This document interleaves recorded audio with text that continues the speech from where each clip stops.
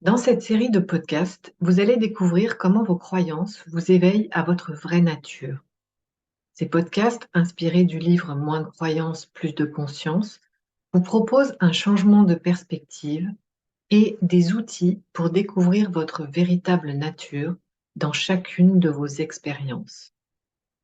Au milieu de chaque épisode, vous pourrez vous laisser guider dans une pratique signalée par un son cristallin. Bonne écoute!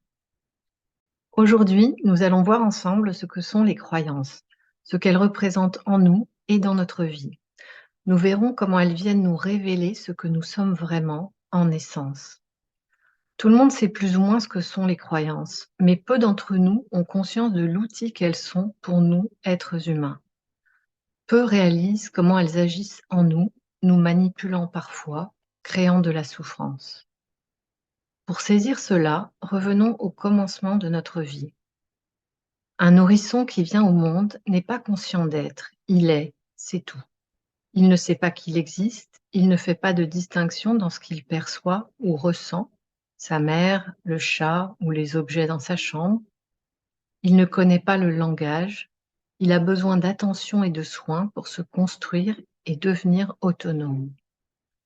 Ce sont ses éducateurs, son environnement culturel, familial, social, religieux, qui vont l'y aider. Tout son entourage va l'influencer dans son individualisation. Or, que ce soit ses parents, sa culture ou sa religion, tout est empli de croyances, de valeurs, d'une conscience spécifique, d'un certain regard, d'opinions, d'interdits, de règles, de conditionnements, d'une certaine morale, de concepts, etc. Le petit enfant reproduit et devient toutes les influences qu'il reçoit. Il mimétise tout ce qu'il observe et apprend. Il ne fait pas de distinction, il fait sien ce qu'il voit, ce qu'il entend et le devient. En fonction de ce qu'il perçoit de lui-même dans l'apprentissage de l'autonomie, la motricité, le langage ou le développement de son corps, il se forge aussi des croyances sur lui-même. Je suis trop petit, je suis trop gros, je suis pas assez intelligent, je suis très beau, je ne suis pas gentil, pas digne d'être aimé. Ces interprétations, comme par exemple «Ma sœur est meilleure que moi à l'école, moi je suis nulle», bien «Si ma mère est malade, c'est parce que je lui demande trop d'attention et de temps». Ces interprétations-là vont également influencer l'image qu'il a de lui-même, son caractère et la personnalité qui se développe en lui. Notre personnalité, l'image de nous-mêmes ou ego, est en quelque sorte la somme de toutes nos croyances, conscientes ou inconscientes. Revenons au nourrisson qui ne sait pas qu'il existe, qui n'est conscient de rien, mais qui est. Une fois adulte, il a appris à être conscient de lui-même, des autres et de la réalité. Il est conscient d'exister et d'être un individu. Il est identifié à un individu, à un humain, avec ses particularités et ses différences, mais il ne sait pas qu'il est un être avant d'être un humain. Faisons une pause.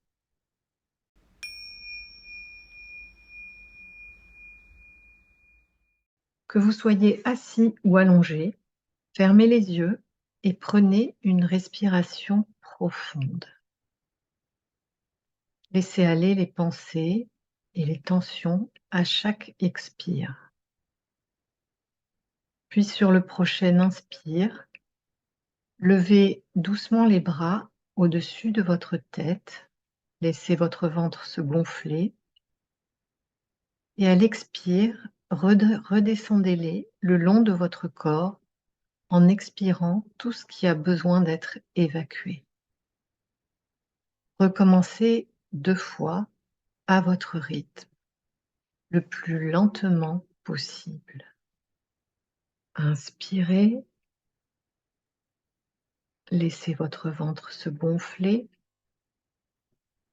levez les bras doucement au-dessus de votre tête et à l'expire, redescendez-les le long de votre corps en expirant tout ce qui a besoin d'être expiré.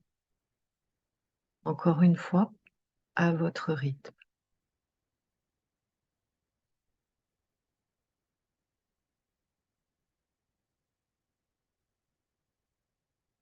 Toujours en contact avec votre respiration et votre ressenti, tournez votre attention vers l'arrière de votre corps ou vos pieds, selon votre position. Sentez vos points de contact avec la terre, le fauteuil ou le matelas. Sentez comme vous êtes soutenu et laissez-vous porter. Vous pouvez vous déposer complètement. Détendez-vous totalement là où vous êtes. Et sur votre prochaine inspire, tournez votre attention vers l'intérieur de votre corps et au bout de l'inspire, retenez votre souffle quelques secondes. Puis expirez lentement. Recommencez, inspirez, retenez votre souffle et expirez doucement. Prenez conscience du silence, prenez conscience du vide que vous êtes en essence. Ressentez votre existence, ou plutôt l'être en vous, au travers de votre simple présence qui se suffit à elle-même. Goûtez cette paix, délectez-vous-en, ressentez comme c'est bon.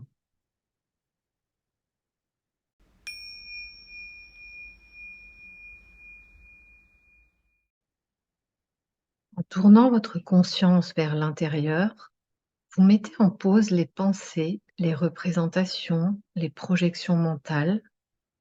Vous faites abstraction de vos croyances sur ce qui est.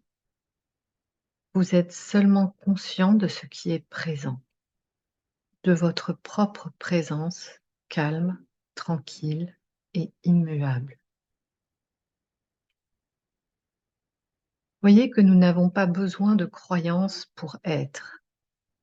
Nos croyances sont seulement des outils pour manifester et créer.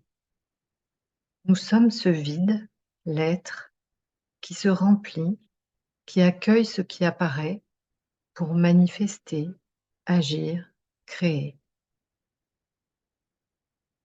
En conclusion, nous sommes un être humain, un être qui s'ignore et qui se prend pour l'image qu'il a de lui, l'humain et le corps.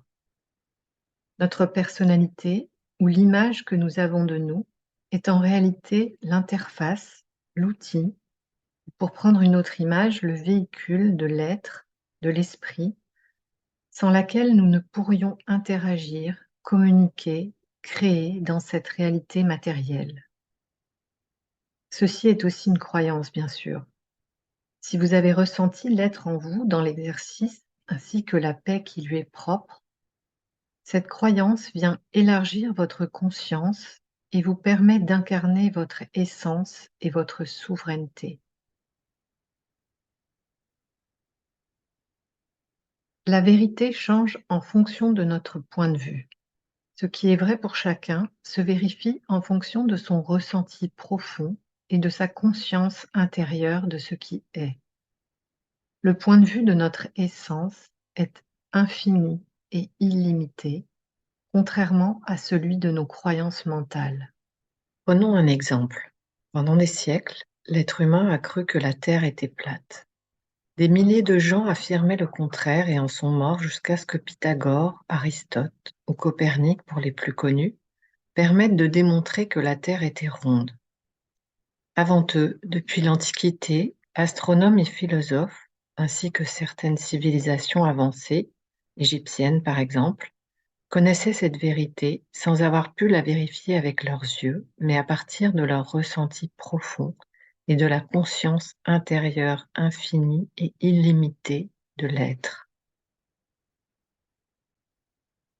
Nous pouvons nous demander à ce stade si nous avons besoin d'une personnalité, d'un ego et du mental.